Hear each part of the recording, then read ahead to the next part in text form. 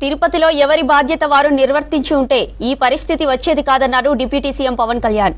బాధితులను పరామర్శించేందుకు వెళ్లినప్పుడు కేరింతలు కేకలు వేస్తున్నారని ఆవేదన వ్యక్తం చేశారు. ఈవో వెంకయ్య చౌదరి, బీఆర్ నాయుడు క్షమాపణ చెప్పేందుకు నామోషి ఏంటని ప్రశ్నించారు.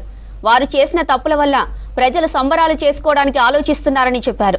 సంక్రాంతి అద్భుతంగా జరుపుకుందామని అనుకున్నామని, కానీ తొక్కిసలాట ఘటనపై బాధతో చిన్నగా చేస్తున్నామని తెలిపారు. కొందరు అధికారులు గత ప్రభుత్వ అలవాట్లను ఇప్పుడు కొనసాగిస్తున్నారని, తప్పులు చేసి కులాల చాటున దాక్కుంటే ఈడ్చుకొస్తామని హెచ్చరించారు పవన్ కళ్యాణ్.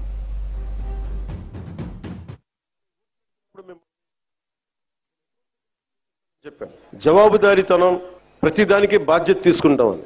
నిన్న తిరుమలలో జరిగిన సంఘటన, అది మన సంక్రాంతి, తొలి సంక్రాంతి పండుగ ముందు జరగడం చాలా బాధ కలిగించింది. వైకుంఠ ఏకాదశి రోజున 6 నిండు ప్రాణాలు కోల్పోవడం బాధ కలిగించింది. 36 మంది 39 మంది గాయపడ్డారు. మనసు చాలా క్షోభించింది. పండుగల వాతావరణం, పండుగలు చేసుకునే తక్కువ, కానీ సంక్రాంతి నాకు ఎదురు చూసేది మన గోమాతల్ని పూజ చేయడానికి. కనుమ రోజు ఎదురు చూస్తాను నేను, బట్ పూజ చేయడానికి కోసం ఎదురు చూస్తూ ఉంటాను. అలాంటి పరిస్థితుల్లో ఈ సంఘటన జరగటం, చాలా ఉత్సాహంగా జరుపుకునే పండుగ నాకు వ్యక్తిగతంగా, ఈ గోమాత కోసం చేసే పండుగలు కాబట్టి నాకు నేను చాలా బాధ కలిగింది. నేను వెళ్ళి పరామర్శించవచ్చు, వచ్చేయచ్చు. మీరందరూ ఎన్డీఏకి చంద్రబాబు గారి నాయకత్వంలో మీరు నమ్మి ఓట్లు వేశారు.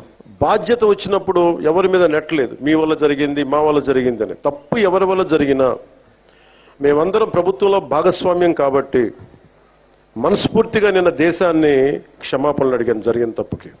ఇది దేనికి క్షమాపణలు అడగాలి అంటే collective responsibility. Leadership is all about collective responsibility. పంచాయతీరాజ్లో తప్పులు జరిగితే అది మా అందరి సమిష్టి బాధ్యత. నా దగ్గర నుంచి ఆఖరిగా ఉండే మన గ్రామాల్లో ఉండే వరకు, ఫీల్డ్ అసిస్టెంట్ వరకు తప్పుది. ఎవరు తప్పు చేసినా బాధ్యత తీసుకోవాలి. ఈ సంక్రాంతి సీజన్ మనకి రాబోతున్నది.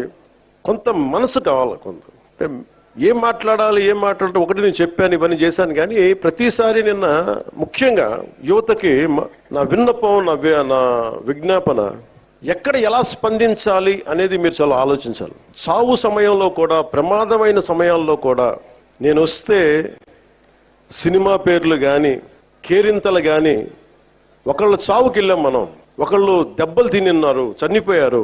ఇలాంటి సమయంలో కూడా మనం కూర్చొని కేరింతలు, అరుపులతో ఉంటే భావ్యమా లేదా అనేది ప్రతి ఒక్కరు ఆలోచించాలి. పోలీసుకి కొన్నిసార్లు సహకరించాలి మీరు. అంటే ఎవరి బాధ్యత కనుక వాళ్ళు సభ్యంగా నిర్వర్తిస్తే ఒత్తిడి తగ్గుద్ది. నేను చూడండి, తిరుపతిలో ప్రతి ఒక్క వ్యక్తి కనుక వాడి బాధ్యత నిర్వర్తించుంటే సరిగ్గా ఇంతమంది మంత్రులు వెళ్లాల్సిన పరిస్థితి ఉండేది కాదు. ముఖ్యమంత్రి రావాల్సిన పరిస్థితి ఉండేది కాదు. నేను వెళ్లాల్సిన పరిస్థితి ఉండేది కాదు. ఎంటైర్ క్యాబినెట్ ఉండాల్సిన పరిస్థితి ఉండేది కాదు. దానికి అదనంగా పోలీసులందరికీ ఒత్తిడి, డిఎస్పీలకి, ఎస్పీలకి అందరికీ ఒత్తిడి. అంటే ఒక్క చిన్నపాటి ఏరియాలో ఒకళ్ళు చేసిన తప్పుకి మొత్తం సమిష్టిగా జిల్లా పోలీస్ యంత్రాంగం, ఎస్పీ గారితో సహా దాన్ని ఫలితం అనుభవించాల్సి వచ్చింది. నాకు ప్రత్యక్షంగా దానికి సంబంధం లేకపోయినా నేను దాంట్లో ప్రభుత్వంలో బాధ్యత కాబట్టి సనాతన ధర్మాన్ని పాటించే హిందువులందరినీ నేను క్షమాపణ అడిగాను. అంటే ఇది ప్రతి ఒక్కరూ బాధ్యత నిర్వర్తించాలి. కేవలం నాయకులకి ఓట్లేస్తే సరిపోదు. ప్రతి ఒక్క ప్రజాప్రతినిధి కానీ, అధికారి కానీ, ఉద్యోగి కానీ ఎవరి బాధ్యతలు వాళ్ళు నిర్వర్తించాలి. లేకపోతే మటుకు ఇలాంటి దుర్ఘటనలే వస్తాయి. అభివృద్ధి ముందుగా